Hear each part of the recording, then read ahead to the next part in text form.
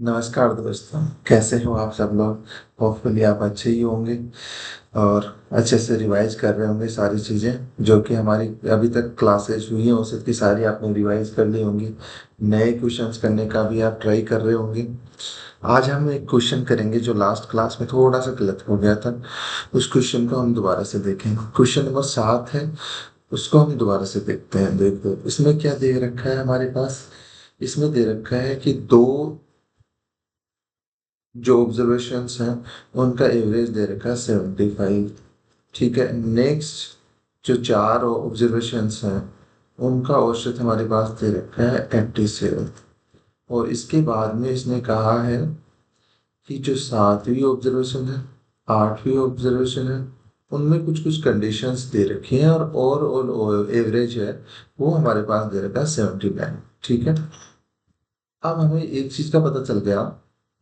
यदि 79 और एवरेज है तो फर्स्ट जो दो ऑब्जर्वेशन है जिनका एवरेज 75 है उनसे कितना ज्यादा है, या ये दो ऑब्जर्वेशन कितनी कम है, इनका एवरेज कितना कम है, -4 से कम है। और कितनी संख्याओं का कम है, दो का। तो और कितना एवरेज कम हो गया, -8 से। नेक्स्ट फोर जो ऑब्जर्वेशन है उनका एवरेज, जो ओवरऑल एवरेज है हमारा 79, उससे कितना ज्यादा है, 8 से ज्यादा है। कितनी संख्याएं हैं, चार ऑब्जर्वेशन है। तो इसको 4 से मल्टीप्लाई कर दो, कितने और कितना आ गया यहाँ पे 32। इन दोनों का हम एग्रीगेट या ओवरऑल एवरेज देखें कितना कम या ज्यादा है, तो -8 + 32, तो हमारे पास यहाँ से 24 आ गया प्लस। ठीक है, अब इनमें सातवीं आठवीं और नौवीं संख्याओं में कुछ कुछ रिलेशंस दे रखे हैं। क्या क्या रिलेशंस दे रखे हैं उस चीज की बात हम बाद में करेंगे। उससे पहले हमें क्या पता होना चाहिए, इन तीन संख्याओं का जो तीन ऑब्जर्वेशंस हैं इनका एवरेज क्या होगा।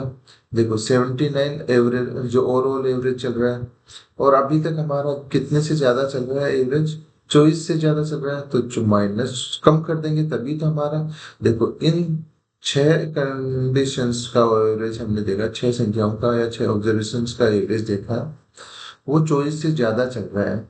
तो ओवरऑल एवरेज को अपन बैलेंस करने के लिए यहाँ एवरेज क्या होना चाहिए, कम होना चाहिए। तो 79 -24, कितनी संख्याएं हैं, 7 8 और 9, तीन संख्याएं हैं। तो 3 से डिवाइड कर दो, इन 7 8 और 9वीं संख्याओं का एवरेज कितना आ जाएगा, 79 माइनस, यहाँ 24 को 3 से डिवाइड करा तो 8 आ गया, या 79 में से 8 को माइनस करा तो 70 हुआ। ये आ गया हमारे पास। अब हमें सातवीं आठवीं और नौवीं संख्या में कुछ कुछ रिलेशंस दे रखे हैं। हमने मान लिया कि नौवीं संख्या यहाँ से पूछी हमसे क्वेश्चन में, तो हमने नौवीं संख्या मान ली x है। ठीक है, अब देखो क्वेश्चन में क्या कह रहा है, आठवां जो प्रेक्षण है, ऑब्जर्वेशन है, वो सातवीं से 5 ज्यादा है और नौवीं से 1 ज्यादा है। नौवीं से 1 ज्यादा है आठवां, तो मतलब एक, नौवीं से 1 ज्यादा है तो 9 + x + 1 हो गया। और ये कह रहा है आठवीं का जो ऑब्जर्वेशन है वो सातवीं से 5 ज्यादा है, तो हम इसको सातवीं को x - 4 लिख दें, तो ये ऑब्वियसली 5 ज्यादा हो गया, क्योंकि चार तो ये यहाँ पे है ही ज्यादा, चार तो यहाँ कम हो गया और एक x के बाद में ऐड हो रहा है, तो ये 5 कम हो गया सातवीं से। सॉरी, सातवीं से 5 ज्यादा हो गया x, इसका आठवीं संख्या का ऑब्जर्वेशन का। देखो दोबारा से बताता हूँ ये चीज में। नौवीं का हमने मान लिया कि हमारे पास इसकी वैल्यू है वो x है, और क्वेश्चन में कहा है कि आठवां जो ऑब्जर्वेशन है उसकी वैल्यू जो नौवीं संख्या है उससे 1 ज्यादा है, तो हमने x + 1 कर दिया। और सेम क्वेश्चन में ये कह रहा है कि आठवीं ऑब्जर्वेशन की जो वैल्यू है वो सातवीं से 5 कम है, तो x + 1 है, तो हमने यहाँ पे सातवीं की वैल्यू रख दी x - 4। 4 से यहाँ कम हो गया, एक यहाँ कम हो गया, तो 5 कम हो गया।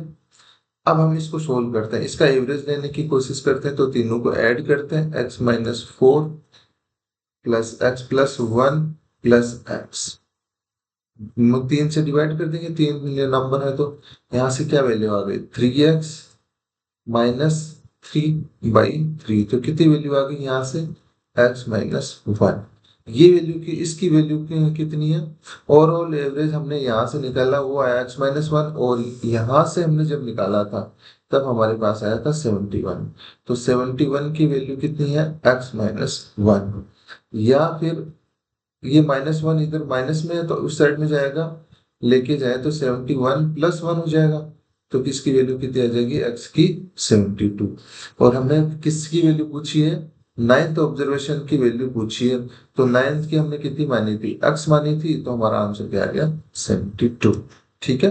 होपफुली ये क्वेश्चन आप लोगों को समझ आ गया होगा। अब हम बात करते हैं क्वेश्चन नंबर 11 की। 10 तक हमने क्वेश्चन कल कर लिए थे। ठीक है। हमारी जो नई पीडीएफ है, जो नया सीक्वेंस हमने स्टार्ट करा है, उसके अकॉर्डिंग हम क्वेश्चंस की बात कर रहे हैं। पहले हमारे क्वेश्चंस काफी सारे हो गए थे, 20-22 क्वेश्चन हमने कर लिए थे। लेकिन अब जब से ये पीडीएफ हमारे पास अवेलेबल हुआ है, तो हम इसी के सीक्वेंस क्वेश्चन नंबर के हिसाब से चल रहे हैं। ठीक है। अब हमारे पास क्वेश्चन यहाँ पे ये है कि 3 वर्ष पूर्व 5 सदस्यों के परिवार की औसत आयु 17 वर्ष थी। कितने परसेंट थे? 5% थे। 17 वर्ष थी। अब एक बच्चे का जन्म हो गया, पहले कितने वर्ष पहले थी 3 वर्ष पहले। और अब उस वर्ष 3 वर्ष पूर्व में उस परिवार की औसत आयु कितनी थी? 17 वर्ष थी। बट अब जो प्रेजेंट में 3 वर्ष और ऐड हो जाएंगे तो उसकी ओवरऑल एवरेज वैल्यू कितनी हो जाएगी? औसत उम्र कितनी हो जाएगी? 20। ये 3 ऐड क्यों हुआ? क्योंकि ये 3 वर्ष पूर्व 17 वर्ष थी, अब 3 साल और ऐड हो गए तो 20 हो गई। अब एक बच्चे का जन्म हो गया, एक चाइल्ड का जन्म हो गया, और आज भी परिवार की और औसत जो उम्र है वो 17 वर्ष ही है। ठीक है। अब 17 वर्ष है तो ये 17 से कितना ज्यादा है? 5 जो अभी करंट में कितनी है ओवरऑल एवरेज उम्र? 17 है। और इनकी बढ़ कितनी गई है? 5 लोगों की 3 से बढ़ गई है, क्योंकि 20 - 17 करोगे तो 3, और कितने लोग हैं? 5, तो टोटल कितनी बढ़ गई है? 15 बढ़ गई है। 15 बढ़ गई है तो ये बच्चा कितना से कम होगा? 17 - 15 बटे, बच्चा एकला है तो 1 से डिवाइड कर दो। 17 - 15, ये हमारी बच्चे की उम्र आ जाएगी, करंट उम्र आ जाएगी। कितने बच्चा कितने वर्ष का है? 2 वर्ष। ठीक है। होपफुली ये चीज आप लोगों को समझ आ गई होगी। आगे हम क्वेश्चंस देखने की कोशिश करते हैं। कुछ ऐसे ही क्वेश्चन एक दो और देखते हैं। अगले वाला बहुत ही अच्छा क्वेश्चन है, वो देखते हैं। देखो क्वेश्चन में क्या कहा है कि पुत्र के विवाह के समय माता पिता और पुत्र की औसत आयु कितनी थी? 42 वर्ष थी। देखो, फादर, मदर और चाइल्ड, या सन कर दो यहाँ पे। सन, इन तीनों की जब उसका शादी हुई, बेटे की इसकी शादी हुई, तो औसत उम्र थी 42 वर्ष।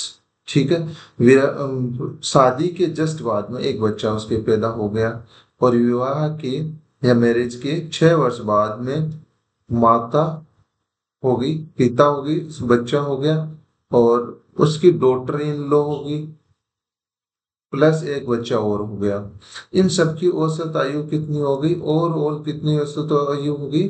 36।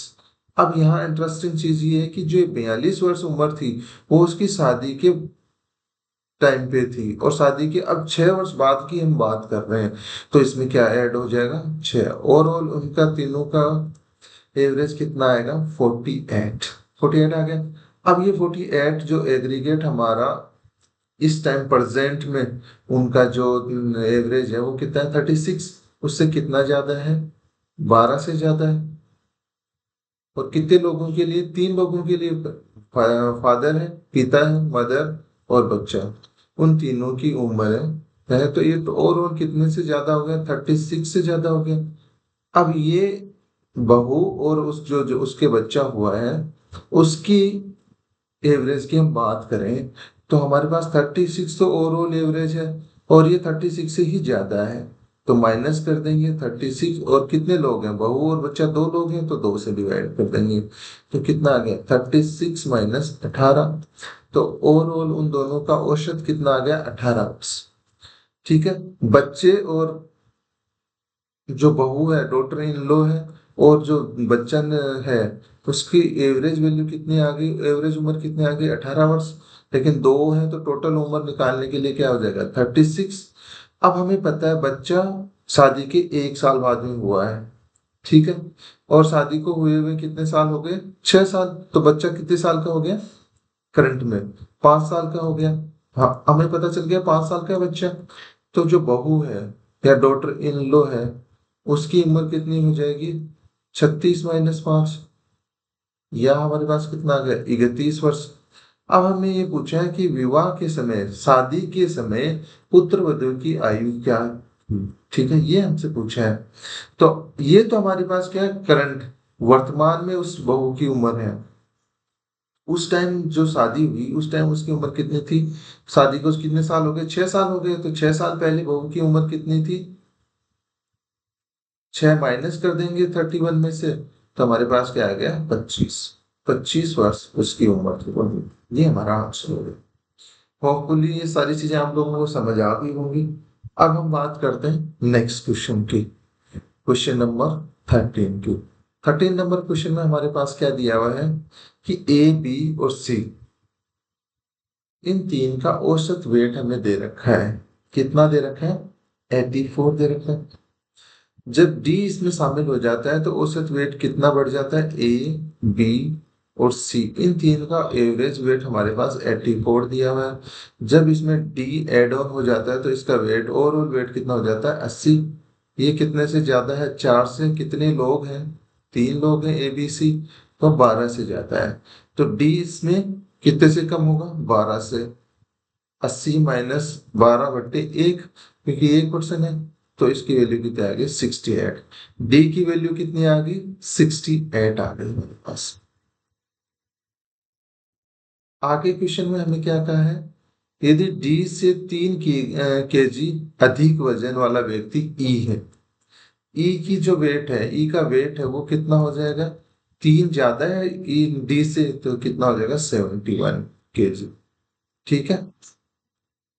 अब ये कह रहा है कि यदि ई की जगह ई ए की जगह ले ले तो बी सी डी और ई का वेट है, किसका weight B C plus D plus E का जो एवरेज वेट है वो हो जाएगा 79। फुल वेट कितना हो जाएगा, 4 लोग हैं तो 4 से मल्टीप्लाई कर देंगे, ठीक है, ये हो जाएगा। और हमें क्या कहा गया दूसरी कंडीशन में, हमें एक स्टार्टिंग में एक कंडीशन में क्या कहा गया था, ए बी सी और डी का एवरेज वेट है, ये यदि एड ऑन हो जाते हैं तो 80 हो जाता है, ये हमें पता था। इसका ओवरऑल वेट कितना हो जाएगा, 4 लोग हैं तो 4 से मल्टीप्लाई कर दो। अब देखो ये चीज है, अब यहां से इसको माइनस कर दें, दो इक्वेशन बन गई, और नीचे वाली को यदि माइनस कर देते हैं plus minus minus minus minus, तो यहां से बी से बी कैंसिल आउट हो गया, सी से सी कैंसिल आउट हो गया, डी से डी कैंसिल आउट हो गया, हमारे पास वैल्यू किसकी आई ई माइनस ए, इसकी वैल्यू आई। आगे हमने 4 कॉमन ले लिया, यहां भी प्लस का माइनस हो गया, तो हमारे पास क्या आया 79 - 80 आ गया। यहां से हमारे पास वैल्यू क्या आ गई, ई की वैल्यू तो हमें पता है कितनी है 71 है, माइनस ए इक्वल्स टू 4 रह गया, अंदर से माइनस का 1 आ गया, ये माइनस का 1 बाहर जाएगा तो माइनस का 4 हो गया। अब इसी चीज को हम आगे सोल्व करें तो 71 माइनस ए इक्वल्स टू कितना आ गया माइनस का 4, माइनस का 4 इस साइड में गया और ए माइनस का उस साइड में गया, तो हमारे पास क्या आ गया 71 + 4 इक्वल्स टू ए हो गया। तो ए की वैल्यू यहां से कितनी आ गई 75 की, और हमें इसी की वैल्यू पूछी है, तो ये हमारा आंसर, ठीक है। बहुत ही इजी क्वेश्चन था, इजीली आपको समझ आ गया होगा। अब हम बात करते हैं नेक्स्ट क्वेश्चन नंबर 14 की। ये क्वेश्चन आप खुद से ट्राई करेंगे, ठीक है, इन क्वेश्चंस को आप ट्राई करिए। जैसे अब 14 नंबर क्वेश्चन को आप वीडियो को पॉज करके करने की कोशिश करें और कमेंट बॉक्स में आंसर लिखो, ठीक है। बाद में हम डिस्कस करते हैं इन क्वेश्चंस को। किस कोई भी क्वेश्चन हो उसको आप वीडियो को पॉज करके पहले आप खुद से कोशिश करिए कि ये क्वेश्चन आपसे हो जाए, नहीं होता है तो फिर सॉल्यूशन देखिएगा, ठीक है। अब हम बात करते हैं क्वेश्चन नंबर 14। 14 नंबर क्वेश्चन में क्या है कि मंडे सोमवार से लेके गुरुवार तक का औसत वेट दिया हुआ है। किसका? मंडे, ट्यूसडे, वेडनेसडे और थर्सडे। इनका एवरेज वेट दे रखा है 31। और इसको यदि हम मल्टीप्लाई कर देते हैं 4 से तो हमारे पास ओवरऑल टेम्परेचर आ जाएगा। और इसके अलावा हमें हमारे पास में ट्यूसडे, वेडनेसडे, थर्सडे और फ्राइडे का जो ओवरऑल वेट है, एवरेज वेट, सॉरी टेम्परेचर, वो दिया हुआ है 29.5। यदि हम इसको 4 नंबर से, ट्यूसडे, वेडनेसडे, थर्सडे और फ्राइडे, तो 4 से मल्टीप्लाई कर देंगे तो टोटल इनका टेम्परेचर आ जाएगा 4 दिनों का। ठीक है, ये चीज है। अब यदि हम ऐसे करें, दो इक्वेशन बन गई। यदि इसमें से ये फर्स्ट इक्वेशन में से यदि हम सेकंड को माइनस कर देते हैं तो यहाँ plus minus minus minus minus और वापस, ट्यूसडे से ट्यूसडे कैंसिल आउट हो गया, वेडनेसडे से वेडनेसडे कैंसिल आउट हो गया, क्योंकि यहाँ प्लस के हैं ऊपर, नीचे माइनस के हैं। थर्सडे प्लस का ऊपर और नीचे माइनस का, तो कैंसिल आउट हो गया। अब हमारे पास क्या बचा? ऊपर क्या बचा? मंडे बच गया। नीचे क्या बचा? माइनस का फ्राइडे बच गया। आगे क्या आया? 4 हमने कॉमन ले लिया, क्योंकि यहाँ ऊपर वाले में भी कॉमन आ रहा है 4, और नीचे वाले में भी आ रहा है, तो 4 हमने कॉमन ले लिया। तो ऊपर से हमारे पास कॉमन लेने के बाद में कितना बचा? 31। नीचे वाले में कितना बचा? माइनस का 29.5। ये हमारे पास आ गया। तो यहाँ से हम क्या लिख सकते हैं? Monday minus Friday equals to कितना आ जाएगा? 4 इंटू 31 में से ये माइनस करा तो हमारे पास कितना आया? 0.5। 9 और 1 10 हो गए, तो 1 बच गया। और फिर यहाँ पे कितना हो गया? 3 हो गया, तो 1.5 हो गया। पॉजिटिव का आया। अब इसको अंदर 4 से मल्टीप्लाई करें तो हमारे पास कितना आ जाएगा? 6 आ जाएगा। ये डिफरेंस आ गया, मंडे और फ्राइडे का डिफरेंस कितना आ गया? 6। इसके अलावा हमारे पास क्या कंडीशन दी हुई है? कंडीशन दी हुई है यदि मंडे का टेम्परेचर है वो फ्राइडे से कितना ज्यादा है? फ्राइडे से कितना ज्यादा है? 37.5। 37.5 को अपन क्या लिख सकते हैं? परसेंटेज में है ना, परसेंटेज को हटाने के लिए नीचे क्या आ जाएगा? 75.100 आ जाएगा। परसेंटेज हट गया। अब इसको क्या लिख सकते हैं? एक जीरो और नीचे ले दें तो ये पॉइंट हट जाएगा, ऊपर नीचे 10 से मल्टीप्लाई कर देते हैं तो यहां से हमारे पास क्या आ जाएगा? एक बार देख लो ये अच्छे से।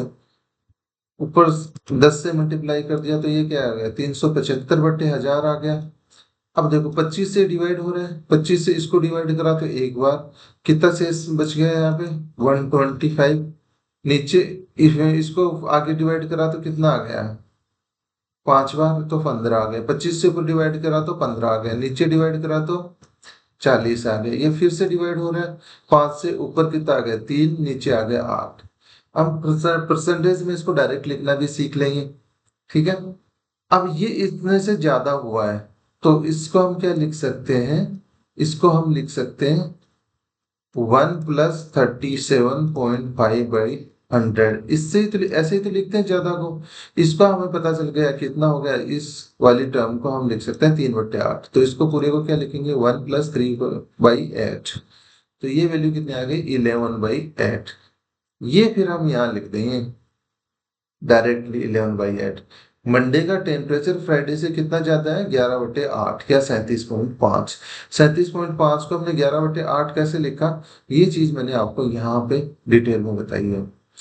अब ये हमने लिखा मंडे और फ्राइडे का डिफरेंस लिख दिया। फ्राइडे उधर मल्टीप्लाई में है तो यहाँ आ जाएगा डिवाइड में, तो क्या हो जाएगा? 11/8। अब एक चीज यहाँ से देखो, यहां से हमारे पास मंडे और फ्राइडे का अंतर कितना आ रहा है? 3 का अंतर आ रहा है। और हमारे पास क्या दे रखा है? इनकी 3 की वैल्यू कितनी दे रखी है? जो अंतर की वैल्यू कितनी दे रखी है? 6 दे रखी है। मंडे और फ्राइडे में डिफरेंस कितने का है? 6 का। 6 डिग्री टेम्परेचर का डिफरेंस है। और यहाँ पे कितने का डिफरेंस आ रहा है? 3 का। 11 और 8 में 3 की वैल्यू कितनी है? 6। तो 1 की वैल्यू कितनी होगी? डिवाइड कर देंगे तीनों, दोनों तरफ से 3 3 से, तो 2 आ गई। 2 आ गई। अब हमसे पूछा है कि सोमवार का टेम्परेचर कितना होगा। सोमवार की वैल्यू कितनी है? मंडे की वैल्यू कितनी है? 11। और एक की वैल्यू कितनी होती है? 2। तो 11 की वैल्यू कितनी होगी? 2 से मल्टीप्लाई कर देंगे तो क्या आ जाएगा? 22 डिग्री। ये हमारा क्या हो जाएगा आंसर। अब हम चलते हैं नेक्स्ट क्वेश्चन पे। नेक्स्ट क्वेश्चन नंबर 15 की हम बात करेंगे। 15 नंबर क्वेश्चन सेम ऊपर जैसे क्वेश्चन था वैसा का वैसा ही है, और भी आसान बना दिया है इस क्वेश्चन को। तो आप लोग खुद इसको क्वेश्चन को ट्राई करिए पहले, वीडियो को पॉज करके, और कमेंट बॉक्स में आंसर जरूर लिखिए। ठीक है, चलो क्वेश्चन को देखते हैं। सेम हमारे पास दिया हुआ है मंडे से वेडनेसडे का टेम्परेचर दिया है, मंडे ट्यूसडे और वेडनेसडे। इनका ओवरऑल टेम्परेचर कितना 37 डिग्री। हमें टोटल टेम्परेचर निकालना होगा, तो हम तीन तीन दिनों का टेम्परेचर निकाल रहे हैं तो 3 से मल्टीप्लाई कर देंगे। और आगे हमें दिया हुआ है ट्यूसडे, वेडनेसडे और थर्सडे का टेम्परेचर हमें दिया हुआ है 34 डिग्री।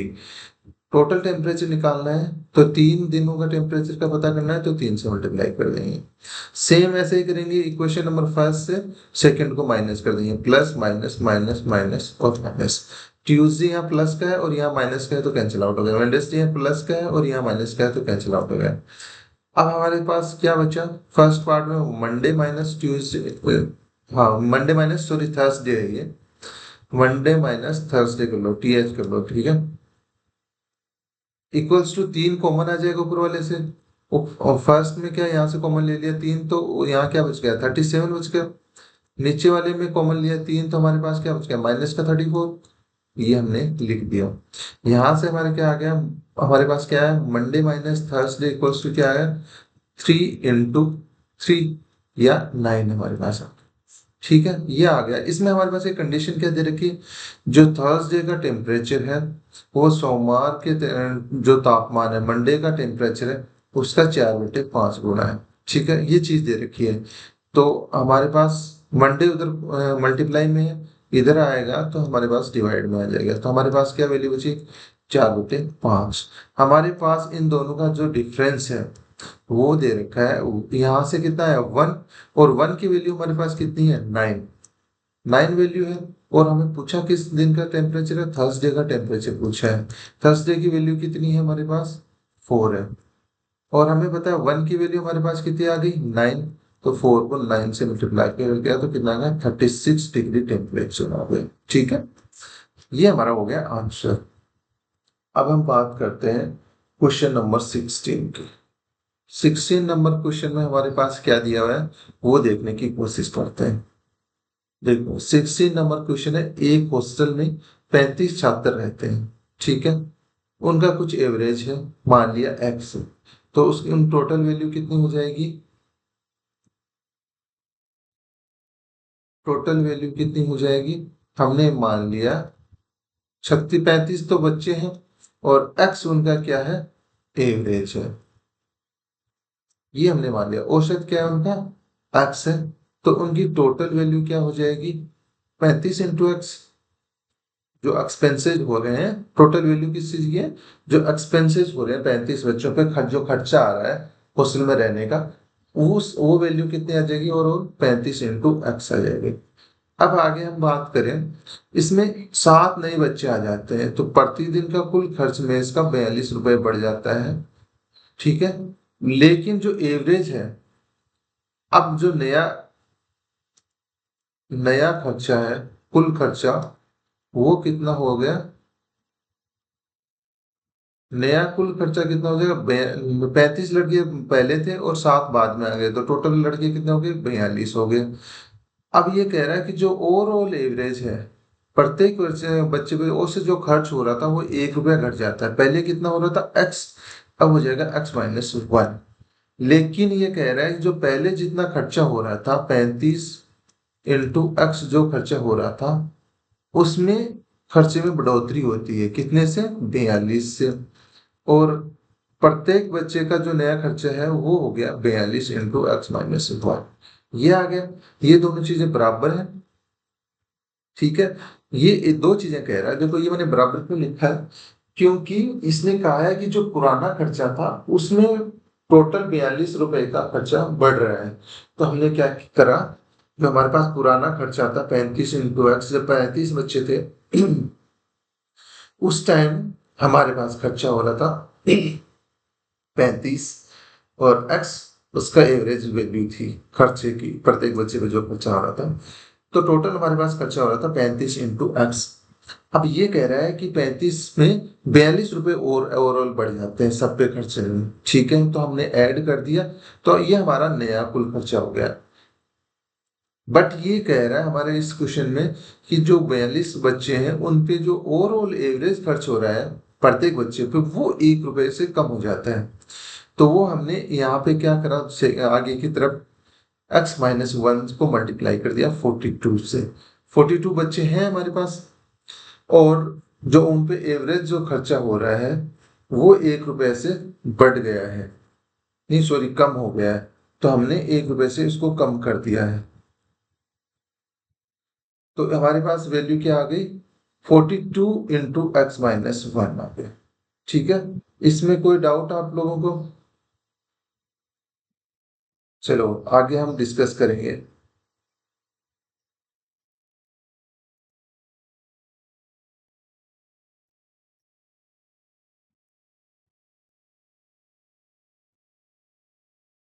एक मिनट आप होल्ड करिएगा, हम आगे डिस्कस करते हैं उससे पहले।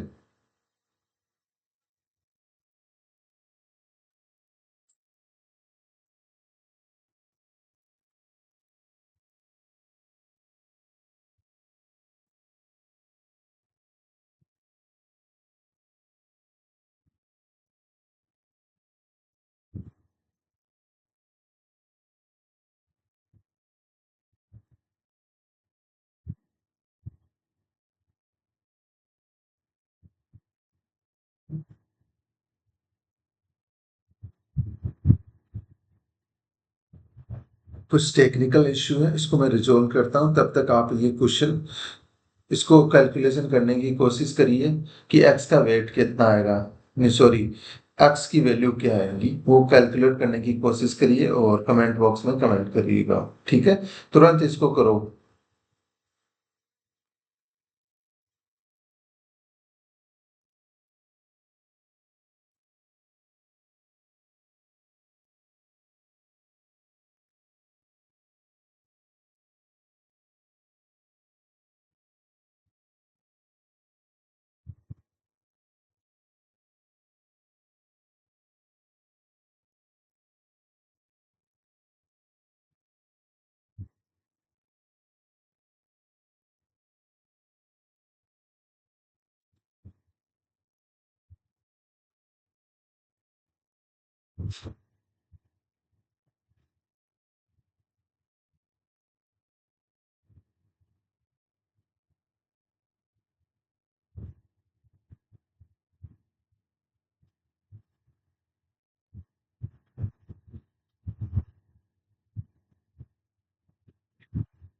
होपफुली आप लोगों ने ये क्वेश्चन करने की कोशिश करी होगी। एक्स की वैल्यू किस बच्चे की क्या क्या आ रही है, कमेंट में बताइए जरा।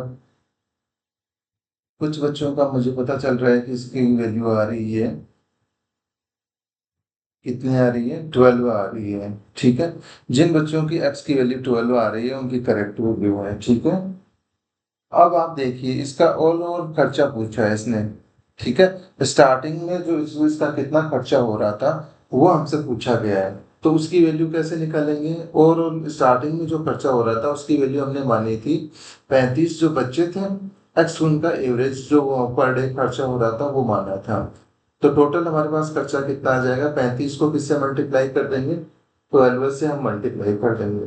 तो हमारे पास आंसर क्या आ जाएगा, 35 को 12 से मल्टीप्लाई करेंगे तो 420 आंसर इसका आ जाएगा। ठीक है, क्वेश्चन होपफुली आप लोगों को समझ आया होगा। अब हम नेक्स्ट क्वेश्चन पे चलेंगे। सेम ऐसा सा ही क्वेश्चन है, वो भी ज्यादा कोई डिफरेंस नहीं है, वो भी हम देखने की कोशिश करेंगे कि उसका कैसे हम सॉल्यूशन करते हैं।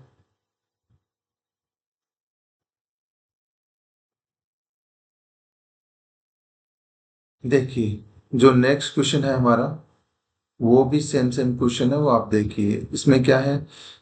एक हॉस्टल है जिसमें 42 छात्र हैं।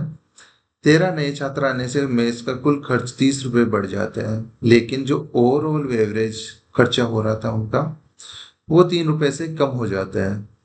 तो अब इसमें जो ओरिजिनली कितना खर्चा लग रहा है मेस में वो हमें बताना है। तो इस क्वेश्चन को आप करने की कोशिश करिए, कितना आंसर आएगा आप करिए, इसका आंसर निकालिए और कमेंट बॉक्स में तुरंत बताइए कि क्या आंसर आएगा। सेम क्वेश्चन है जो लास्ट क्वेश्चन था वैसा का वैसा ही क्वेश्चन है, कोई डिफरेंट क्वेश्चन नहीं है ये।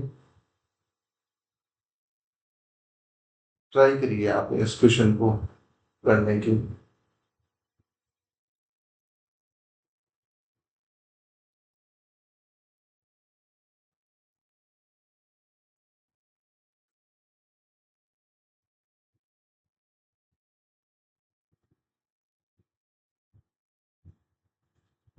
इस क्वेश्चन में आपके पास क्या दे रखा है कि टोटल स्टार्टिंग में कितने छात्र हैं, 42 स्टूडेंट्स हैं और 13 नए बच्चे आ गए हैं।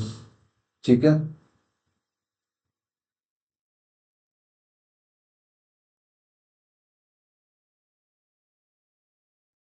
13 नए छात्र आ गए हैं, तो आप क्या करेंगे स्टार्टिंग में एक्स क्या मान लेंगे इसका, पर डे का जो खर्चा हो रहा है स्टार्टिंग में वो आप एक्स मान लेंगे। तो स्टार्टिंग में खर्चा कितना हो जाएगा, 42 इंटू एक्स, 42x हो जाएगा। बाद में क्या होगा, जो आगे जो खर्चा इनका साथ 13 नए छात्र आने से जो खर्चा बढ़ रहा है वो 30 है, तो